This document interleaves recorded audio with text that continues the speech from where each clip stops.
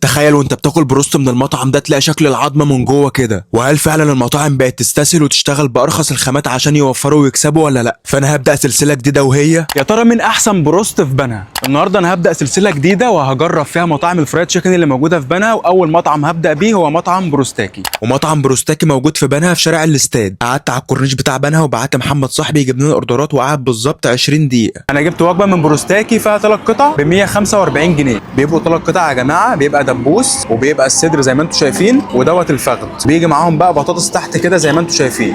جبت برضو اضافه صوصات، الصوص الواحد ب 10 جنيه، وجبت كمان اضافه عيش. هنجرب اول حاجه الدبوس.